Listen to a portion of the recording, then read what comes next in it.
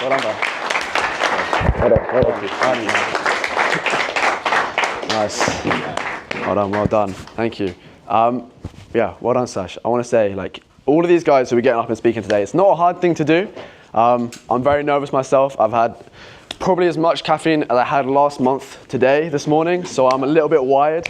But I'm going to speak, and again, I want to say thank you for everyone, for all of you showing up, but also for everyone for speaking as well, because it's not an easy thing to do.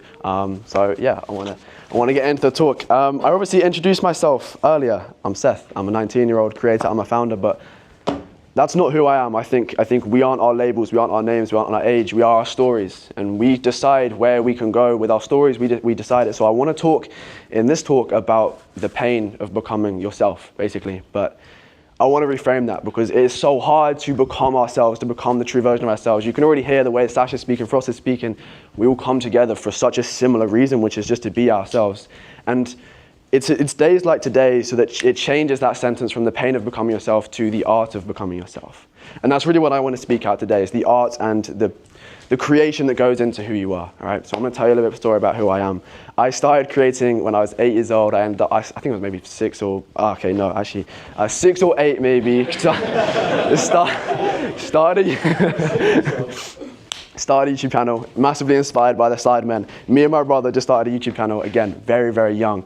And for me, I would never have created unless it's with my brother. He was older than me, he was 3 years older than me. He just inspired me to go and create. And from that moment onwards, I didn't even realize it then, but I just fell in love with creating. I was 6 years old at the time.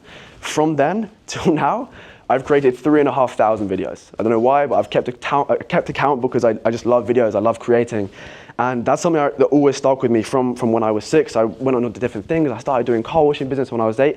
And through my entire life, right, until the point I was 18, I'd made like 3,000 videos. I tried and failed 10 different businesses and failed all of them, right? But through the journey, what I learned was more about myself.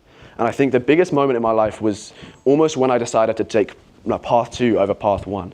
And the biggest thing for me is in life, I'll take you back to a time when I was 14. I was in school. I was surrounded by a lot of people who were, like we've all probably experienced when we're at school, we feel kind of pressured into being more like everyone else so that we can fit in, so we can make friends, so we can feel like we're part of a community. It's a tribal thing within us as humans. We want to feel like we belong.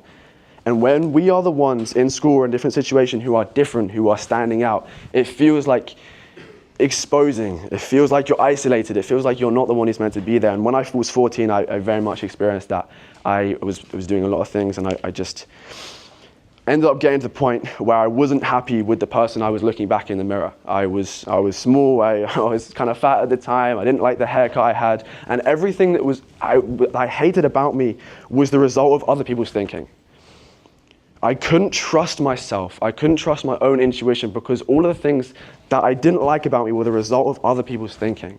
From that moment, I really just started working out. I really started going to the gym, and I just started to almost just trust myself. And that was the biggest change that I made in my life. And that's honestly where the brand comes from. That's where everything comes from, is just trusting myself.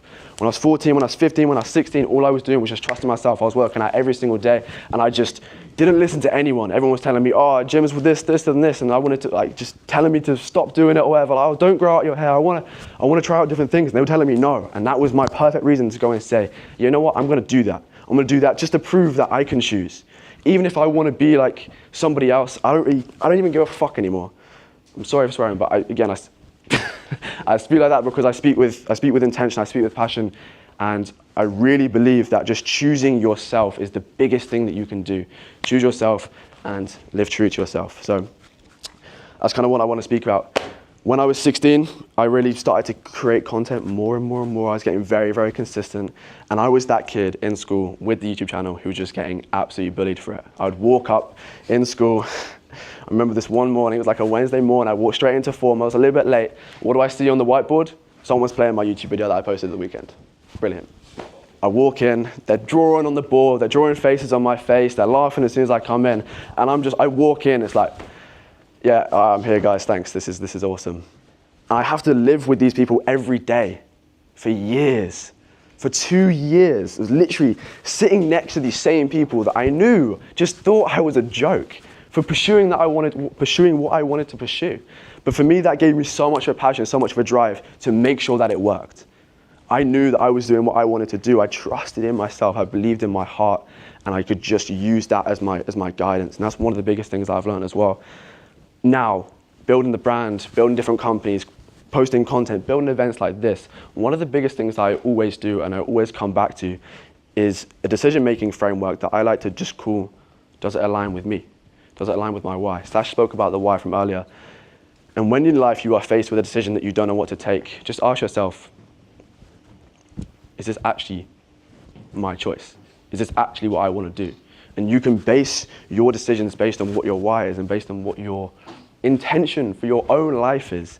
You almost get in touch with yourself. You stop listening to anyone else. You start listening just to yourself, your own thoughts, your heart even, and then you can make decisions that take you from there.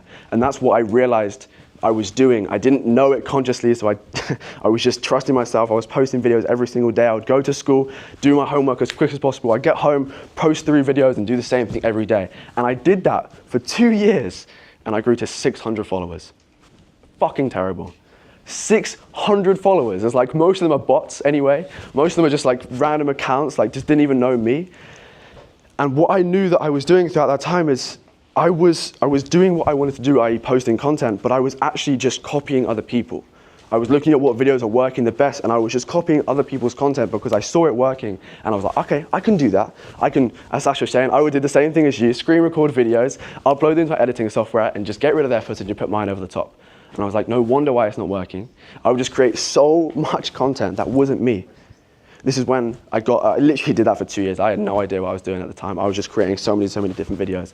Ended up getting to the stage 2 years ago to this date when I had my last ever exam at school. Ended up leaving school afterwards, just going all in on myself. That's when I made the decision to go all in on myself. And from that moment onwards, as I said earlier, that's when I met Richard, when I started to meet other people. And this is when I really started to believe that I actually had a story that other people could relate with.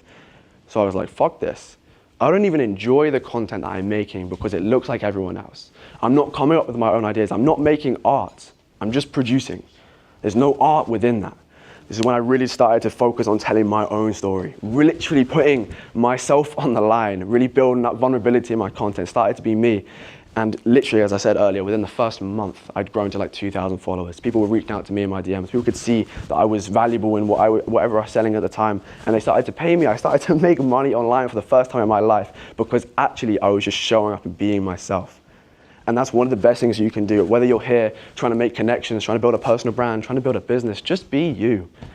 We are all in this room. I believe we are all meant to be in this room today because of the frequencies that we put out. Sash, Frost, you can hear the way that we speak is very similar because we are ourselves and we attract other people like us. I got asked a lot on the lead up to this event, how do you find people like you? How do you find people who are doing things you want to be doing? Do the things you want to be doing and those people will find you. Do the things you want to be doing, those people will find you. And it's scary and it will take time and it has taken so much time, but I can promise you when it comes, it's so fucking worth it. And I started to do that in my content. My clients, the right clients found me. And even when I was posting the wrong videos, like I went back to what I was meant to be doing, right? Even when I was going back there, I started to attract the wrong clients, people that weren't fit for me, right? I'm massively focused on impact and building brands, and I could get people the other side of things that I didn't fuck with. So I was like, cool, I'll come back to this. And I'd say the pain of becoming yourself is one of the hardest things you can do because it's a constant battle between you and like the mainstream, right? And that's why these events are so cool, is because we can bring everyone together who is on a different path, who is doing what they're meant to be doing. And I think that's just absolutely beautiful.